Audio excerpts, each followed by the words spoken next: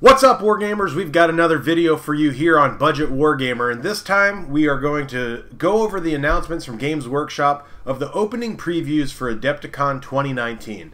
These have just been released tonight, and they're officially on the Warhammer community website, so they're no longer rumors, but for most people this is going to be the first that you've actually seen from a lot of these previews. There are a lot. And keep in mind, this is only Wednesday.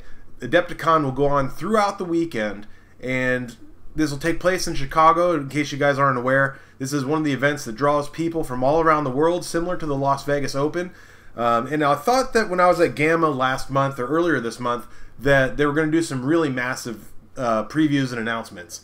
I was hoping for Sisters of Battle, like many people out there, but instead we got announcements for Warcry, which is an interesting skirmish-based warband game, kind of like the equivalent of Necromunda, it seems like.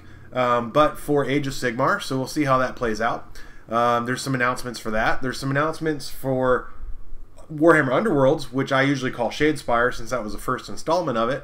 But then there's even more coming out. So there's even Apocalypse. I'm not a big fan of playing Apocalypse-sized games because from my experience, that's a great way to burn you out of the current edition, make you hate gaming and all that in general. But let's take a look here on the Warhammer community website, and let's just do this linearly in the way that they've rolled it out. So first and foremost, they're talking about the new Forbidden Power, and we'll let that play in the background while I flap my gums here, if it'll do that.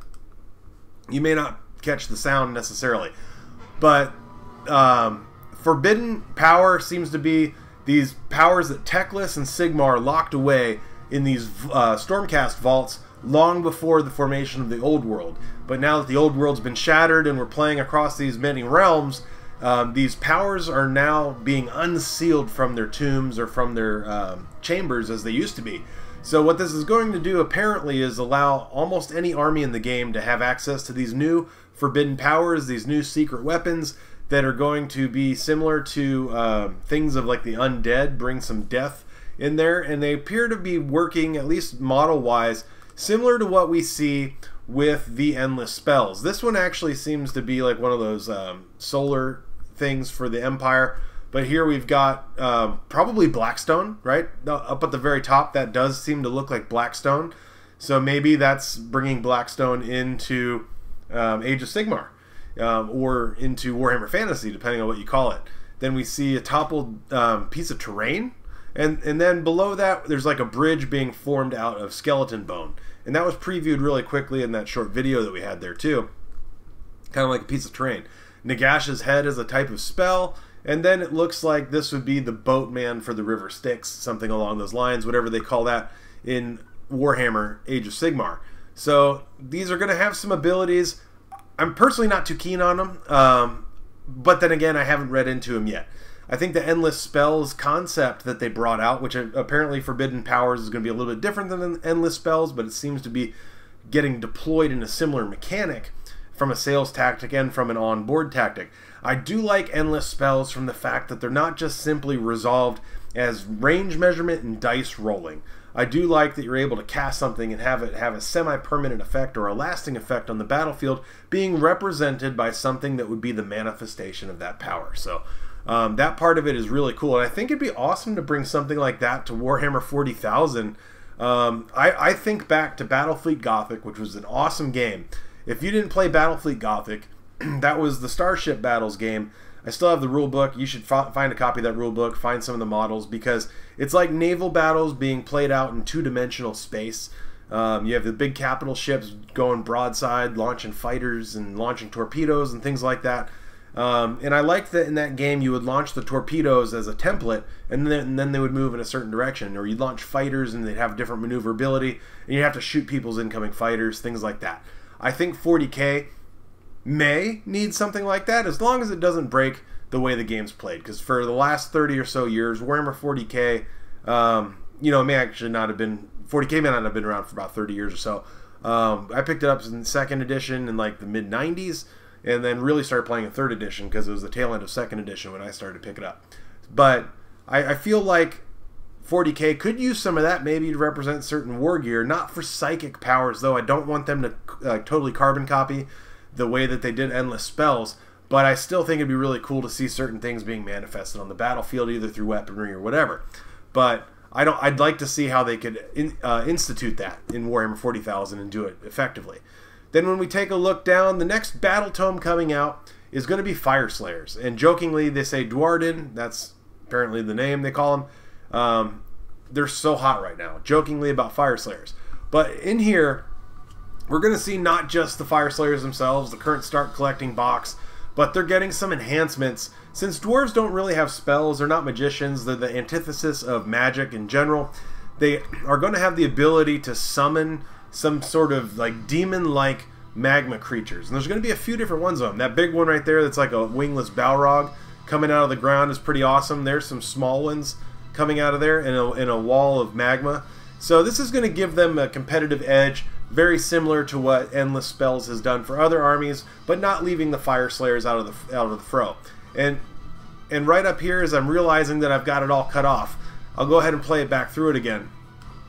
I was giving you guys the play-by-play out of the corner of my eyes and letting the thing just roll out. So this is the Fireslayers video that I was playing for you a second ago, and then they're going through the battle tome real quick. I always want to call everything a codex.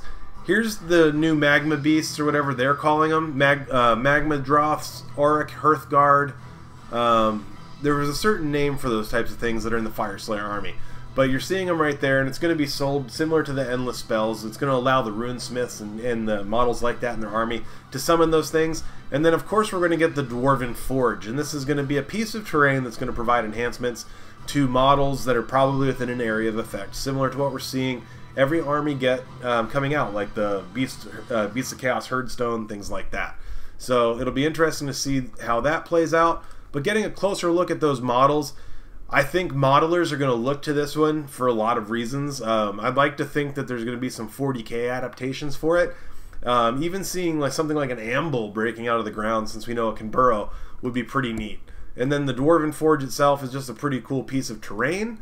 They're not the only dwarves getting some love here from the Adepticon release, so stay tuned for that. And then let's see what else they've got here. This is a teaser, and here's my take on it. They're teasing on who would win in a battle between trees and mushrooms. And what I think this is, Loon Curse, is my initial thoughts based on this teaser is that we're probably going to see a 2-player box set like we just saw with Carrion Empire, but see it being used to introduce the new Gloomspite Gits, the new Night Goblins, essentially, up against the Wood Elves, or most likely it's just going to be the trees and all that sort of stuff. So it'll be interesting to see if there's new models that come out for that, because in the last few sets that they've done for these 40k and Age of Sigmar, there have been unique models released, so it'd be awesome to see what comes out for that. And those models tend to be unique for a short period of time and then later released to the wild population as a $35 standalone character, things like that. So if you're into Warhammer Underworlds, Night Vault's getting some further expansions. I think for the first time the Kharadron Overlords are actually getting represented in Warhammer Underworlds, and they're getting a new warband that combines a lot of their best of their best. You're going to get one of the Sky Wardens, you're going to get a few of the other characters, but these guys have a lot of quote-unquote character to them, no pun intended, that really makes them a good addition if you're playing Kharadron Overlords, because they're just overall good models. But I like to see these in there. I've got Kharadron Overlords sitting here on the shelf, and I've really been trying to contemplate using them in 40k as like a type of counts as army. And I'm not sure what to count them as yet. Clearly not squats. I might run them as Imperial Guard Stormtroopers, something along that effect. But I want to bring the airships into 40k too. And I don't necessarily have to do that as flyers. I could use them as much slower moving airships and just represent something like a Chimera or whatever. But I have so many hobby projects that I can't even get around to it. Speaking of which, I did go to Barnes & Noble and finally picked up Space Marine Adventures. I'm pointing at it in real life, but not there. So Space Marine Adventures, and then Blood Bowl Blitz, or Blitz Bowl. I call it Blood Bowl Blitz, but it's Blitz Bowl. Those are 2 exclusive sets to Barnes & Nobles here in the United States. I'm not sure where they're sold exclusively overseas if you're in the UK or elsewhere. I do know some of you guys are watching from there. Here's their first of their deep dive, or initial dives into Warcry and what it's going to represent. So they've got a focus on one of the Chaos Warbands that's going to be in the initial release.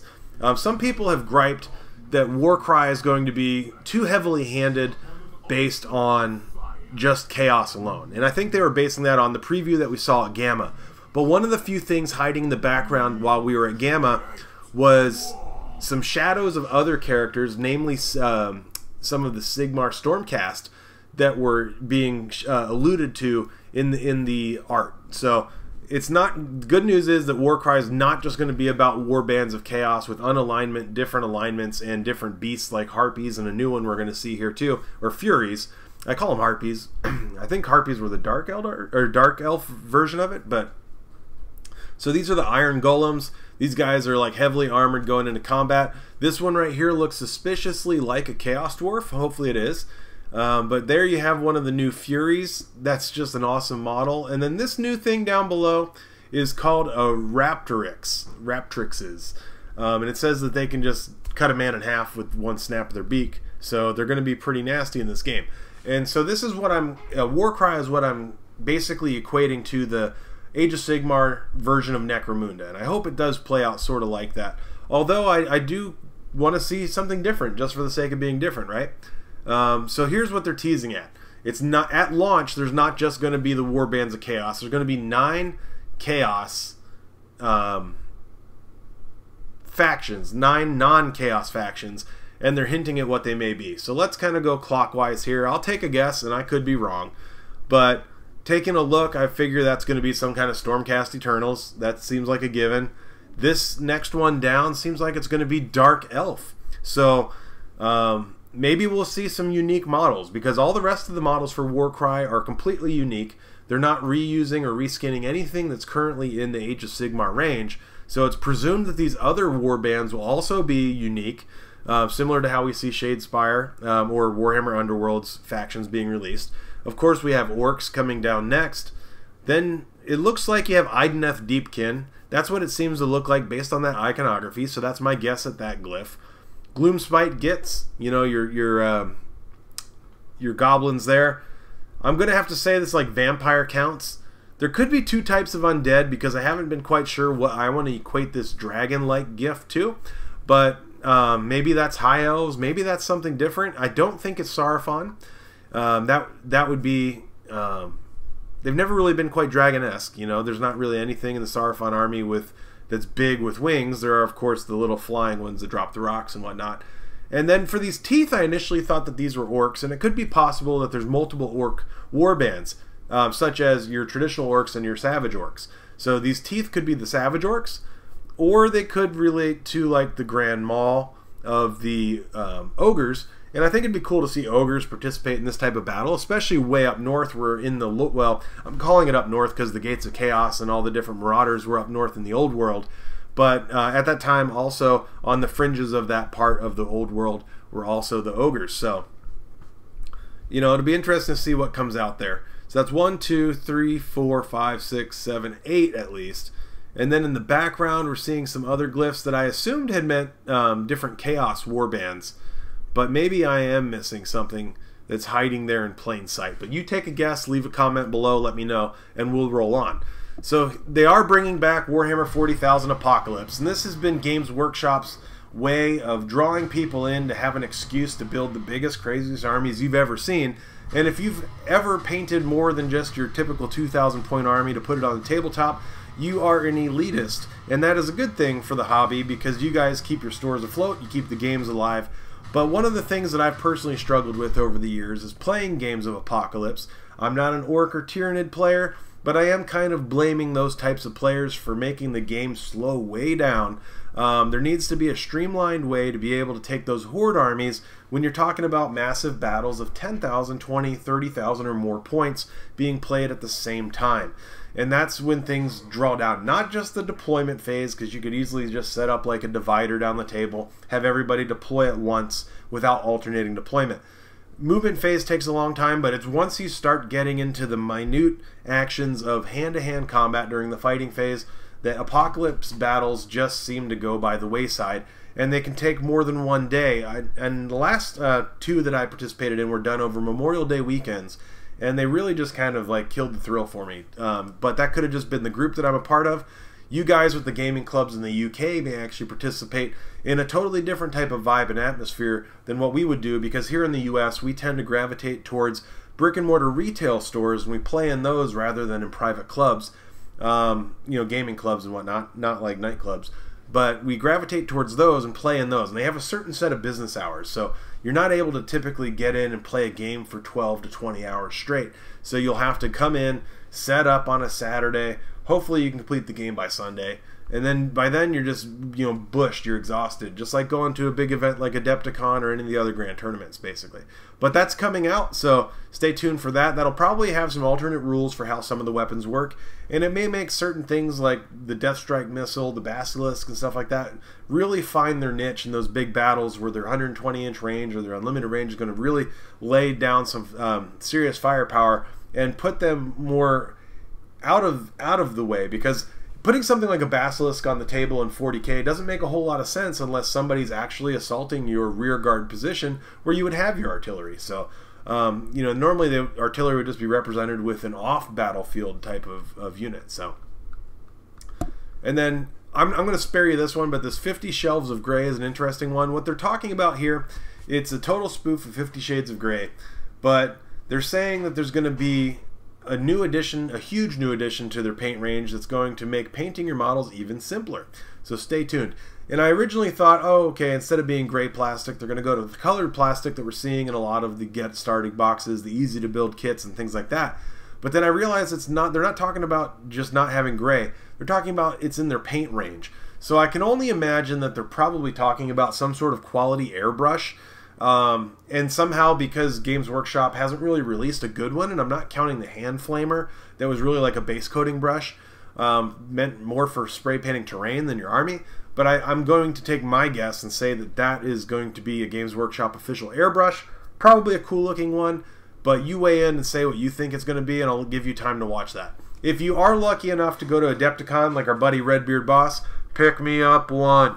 They are doing an event-exclusive Space Marine Lieutenant. That's a Primaris Lieutenant. And then they're teasing to later on they're going to have a Terminator Librarian for Space Marines. So no love for the Heretics or the Xenos this time around. It seems to be the beloved Space Marines that get the limited edition models. But then again, about 50% or more of every player at a 40k event is probably playing some form or another of Space Marines.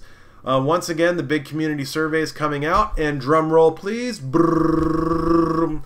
The grand prize is going to be an entire Sisters of Battle army, and in parentheses, yes, the new one. So this tells you that Sisters of Battle is coming up, and I wouldn't be surprised if the later teasing or the later previews coming out at Adepticon are actually going to include the new Sisters of Battle, because everybody wants to see it. Every single event, you want to see something more about the new Sisters of Battle until they become a reality. And we didn't see anything like that at Gamma that I can recall. So, and I was there. Realm of Chaos is getting a little bit of expansion, so is Age of Sigmar by that way. And that Slaanesh is getting some awesome new models if you play Slaanesh. This isn't one of those factions that's really caught on over the years because they're a bit taboo with their imagery and their models being fringe, if you want to call it that. Because that's the god of pleasure, pain, the sadistic or masochistic god, rather than being Khorne or Nurgle or Tzeentch, something that's a little bit, more gross. These are always just a bit more weird. So these guys are coming out, and they actually do look quite good. So Warhammer TV's just really done a smack-up job on their videos in the last few years. I think most of us should be thankful for that. So. Without too much further ado, I'll cut the video off here at roughly the 19 to 20 minute mark, and I appreciate you guys chiming in to Budget Wargamer one more time for some great videos. Thank you.